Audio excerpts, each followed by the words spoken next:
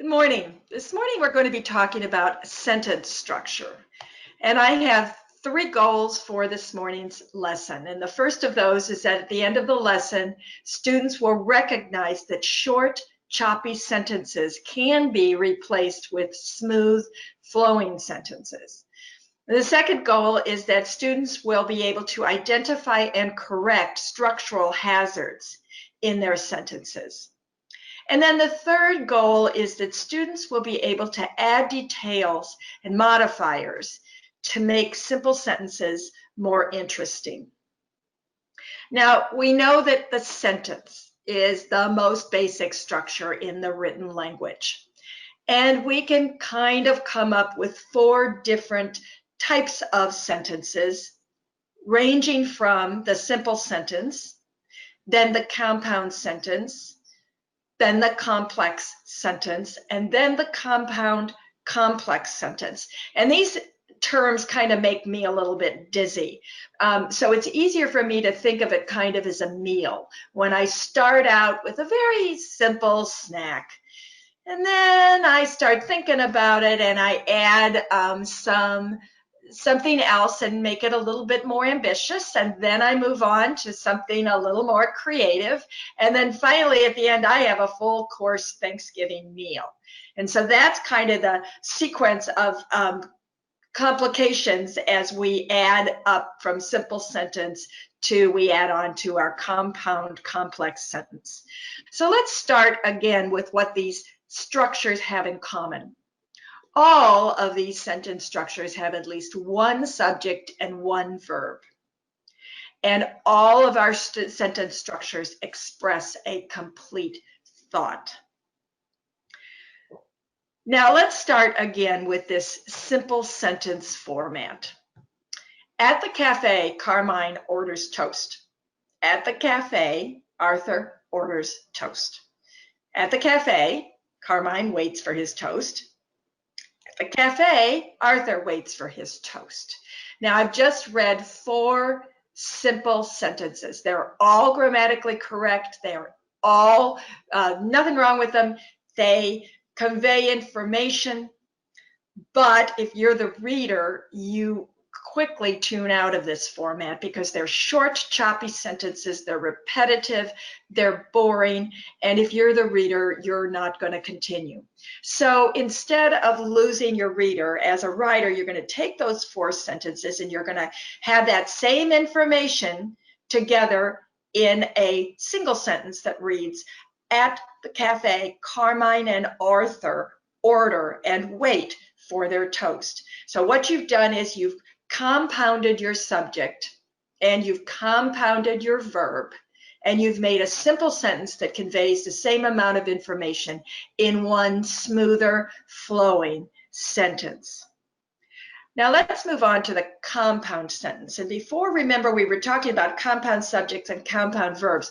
Now we're talking about a compound sentence that's made up of two or more independent clauses that are joined by a coordinating conjunction and a comma. Now we know an independent clause contains a subject and a verb, and it can stand on its own as a complete sentence. But in this compound sentence format, we are using two of those and we're joining them together with our joining words called coordinating conjunctions. And those are familiar to us. We frequently use for, and, nor, but, or, yet, and so to join our independent clauses. And it makes for a much more interesting sentence. An example of that is Carmine likes jam on his toast, comma, and Arthur sprinkles cinnamon and sugar on his toast. It's a smooth flowing sentence. Carmine avoids dairy products, comma, so he only eats jam on his toast. And another one, Arthur mixes cinnamon and sugar on his toast, comma, but he will not eat toast with only cinnamon or only sugar. All of those could be short, choppy sentences, but we've already decided that that's not interesting. So we've created these compound sentences that flow and are more interesting. So now let's go on to the complex sentence. And our complex sentence is made up of an independent clause and a subordinate clause. Now, we talked about the independent clause as having a subject and verb and standing on its own. The subordinate clause also has a subject and a verb, and it typically begins with a subordinating conjunction. But the subordinate clause is part of and dependent on that independent clause. So it cannot stand on its own. And it's, as I said, introduced often by a subordinating conjunction. And I've given you a list of these subordinating conjunctions just to kind of get this going. This is a very useful tool of moving your dependent clause into your independent clause. Now here's an example.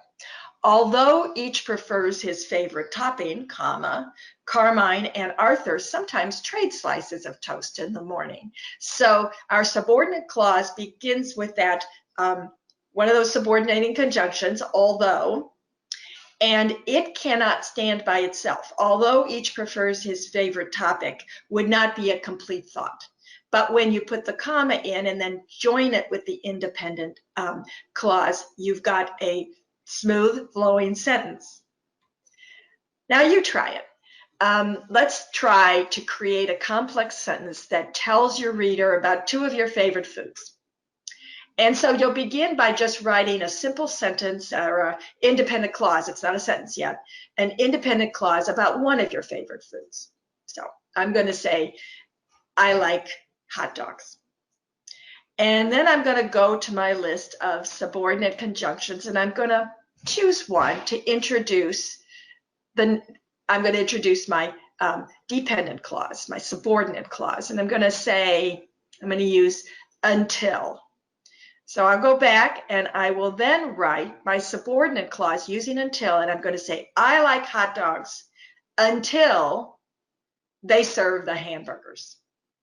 So you could write practically anything you wanted because you're talking about food and everybody has that in common. We have our appetites and we likes and our dislikes.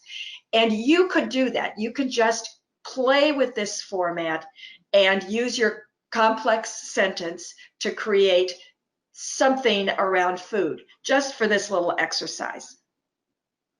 So let's move on to our compound complex sentence.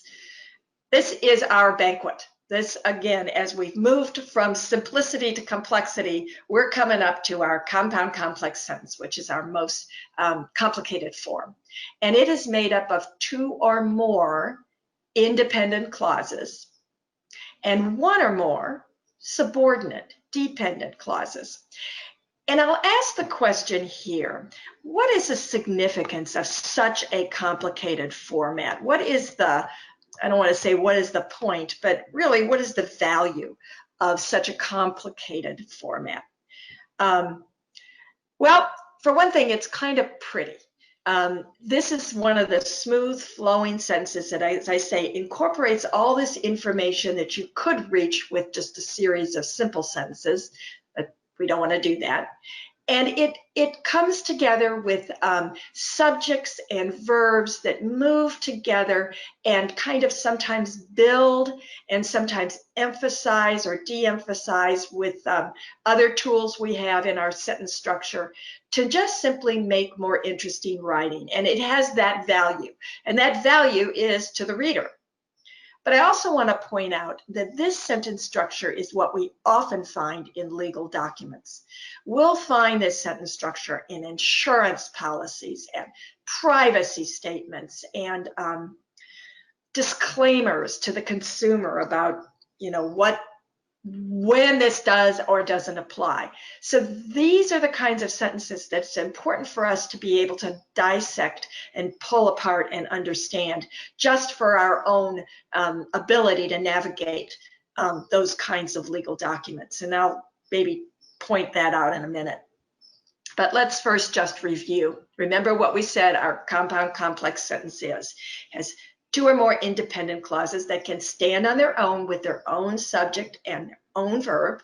And have a complete thought, and then one or more subordinate clauses that is typically introduced with a subordinating conjunction. And so let me give you an example. After we ate dinner, comma, we served our guests ice cream, comma, and we offered a choice of tea or coffee. So we see at the beginning of this compound complex sentence a subordinating conjunction after. So we've got after we ate dinner. It is a dependent clause. It can't stand by itself. But when we join it to the two independent clauses, we served our guests ice cream and we offered a choice of tea or coffee. We've got a nice sentence that talks about how we enjoyed the end of our meal. And we could also do a similar thing.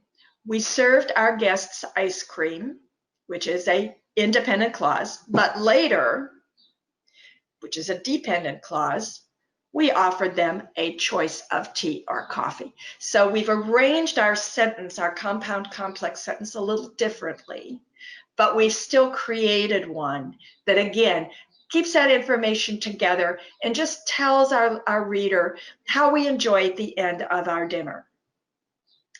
So let's take that. I want to look at some of that more legalese language that you run into. Here's a compound complex sentence in a lease agreement. However, if the tenant and the owner agree to any other changes in the lease, such changes must be in writing, and the owner must immediately give the PHA a copy of such changes. So if you are the owner or if you are the tenant, and you're reading this lease agreement because it belongs to you and you're going to sign it, you want to figure out what your obligation is. You want to figure out from this sentence that if you're going to change this lease agreement, then you have to, if you're the owner, or if you're the tenant and the owner, you want to make sure that this agreement is in writing, because if you just talk about it, it's not going to work. But if you put it, you need to put it in writing. And then if you are the owner, you need to give a copy of that to the Public Housing Authority. So these are obligations. And if you're a party to this agreement, you have to understand those obligations. So you kind of have to know this compound complex sentence structure just to navigate that agreement that you are going to sign. So let's talk about some of the hazards with our sentence structure. And one of the big hazards, especially when you first start to write these, is run-on sentence. And a run-on sentence is one that just kind of forgets about punctuation. It doesn't put the periods down, and it just goes on and on and on and on without taking a breath. Similarly, sometimes the simple sentence format is just strung together with ands. Talk, talk, talk, and talk, talk, talk, and that too is a kind of run-on sentence that we can't have in our writing.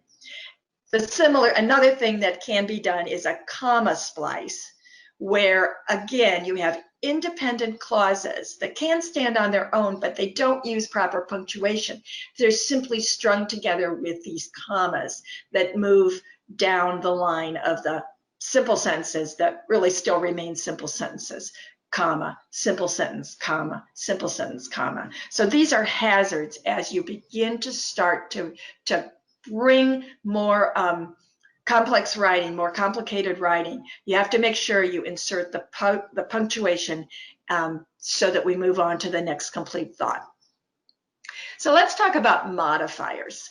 And we know that modifiers are words and phrases that describe another word. And again, this makes your writing more interesting. You're putting modifiers in there to tell the reader more. You've got your independent clauses, which talk about the subject and talk about the verb, but you want to tell them something else. So you're going to use modifiers. And modifiers can be adjectives or adverbs or verb phrases or prepositional phrases.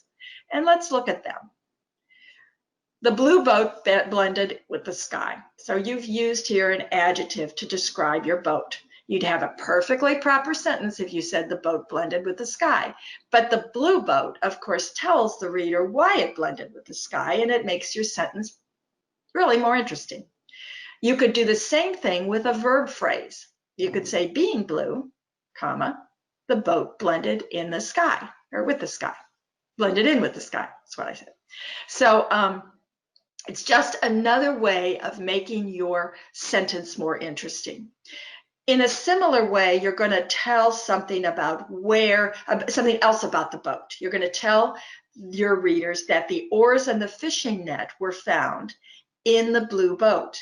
So you're again creating a scene, telling us about the blue boat and telling us what was found inside it. It's again use of modifiers that you will use often as you begin to work through your writing skills. Now, there are hazards associated with modifiers, and one of those is the dangling modifier, and that's a great term. I really like it because it does express exactly what happens when a word in a phrase does not actually modify the word it's intended to modify. It's missing. So your modifier just kind of dangles. It just hangs there. And your reader is really scratching her head trying to figure out what this sentence is saying. Number one, when in the 3rd grade, my mother went back to school. Well, your modifier is when in the 3rd grade. Was your mother going back to school when she was in the 3rd grade? Well, no. You have to rewrite that sentence so that what is modified actually is in the sentence. How about when I was in the 3rd grade, my mother went back to school? That's what the writer intended, but it's really easy to kind of get ahead of yourself in writing and leave your modifiers dangling. How about this one? Clearly lost, the GPS came in handy. Now the GPS wasn't lost, so you're again confused if you're the reader about what exactly was lost. Well, in this sentence, when it's rewritten, we find out that we who were in the car, when we were clearly lost, the GPS came in handy. So you have to be really careful with your modifiers. And in another way, you can have a misplaced modifier. And the word that's modified is there, but the modifier isn't connected well enough within the sentence to figure out what word is actually modified. Number one, the bright girl's dress stood out from all the rest. Well, this is a little ambiguous because we don't know whether the girl was a smart girl, and so she was bright, and she was wearing a dress that stood out from all the rest, or whether this is a misplaced modifier, which would read better because and we're trying to say that the dress was colorful. So we could rearrange that sentence if we're actually talking about the dress, so that bright is close to dress rather than close to girl. The girl's bright dress stood out from all the rest. So it depends upon what's intended, where that modifier should be in the sentence. Take the second one. She saw the puppy and kitten on the way to the store. Well, this too is just a little ambiguous. The puppy and kitten could have been on the way to the store, but that's not probably likely. So we want to make sure that modifier is close to what's modified. On her way to the store, she saw the puppy and kitten. That's probably where that modifier belongs. So we remember always to place that modifier as close as possible to the word that's being modified.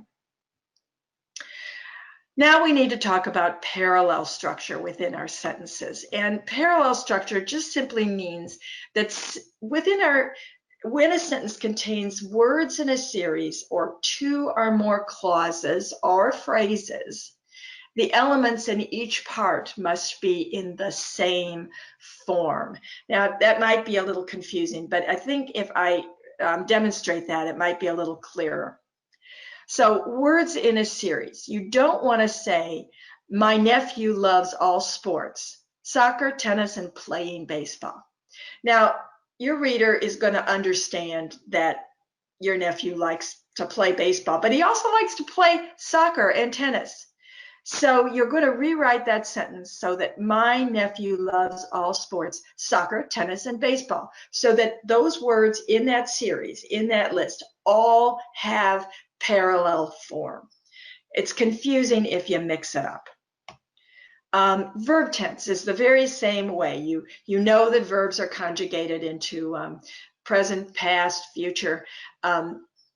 When you are in a single sentence, they should take the same form. So you don't want to say, it really makes me mad when I am interrupted, I look up from the page, and losing my place. You can hear when I read it that losing my place is a different verb form from the other two phrases in the sentence, or their clauses. Anyway, we'll say instead, it really makes me mad when I am interrupted. I look up from my page, and I lose my place. That is parallel structure. Your reader knows exactly what you're saying in the sequence that you are intending to say it. And then we are also looking at grammatical form. You don't want to say, right, the new training program was stimulating and a challenge.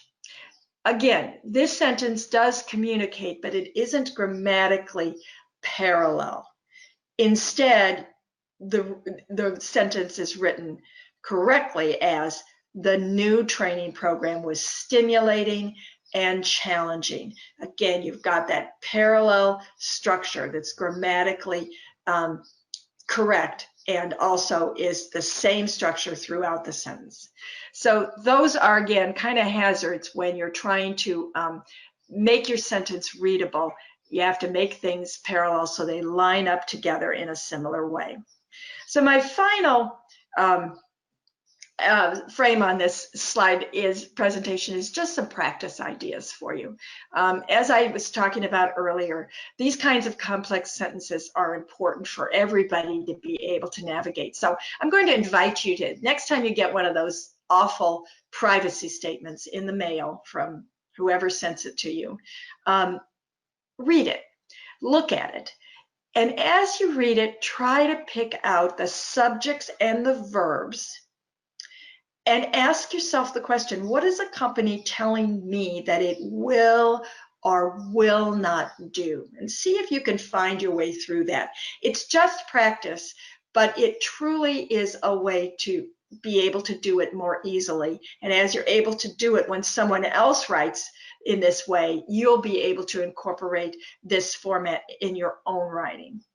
And then another example is just simply to write 4 sentences of each sentence structure on the same topic. And that's going to be why it's fun. Take the same topic, take something that, take your day, what you did today, and then just write 4 sentences in the simple format, 4 sentences in your compound sentence structure, your compound complex sentence structure, and your complex sentence structure. I mixed those up, but do 4 sentences in each and just practice, practice, practice. And then as you do that, when you are writing something else that matters, it will become more easy to use those smooth flowing statements. So I thank you for your attention, and thank you.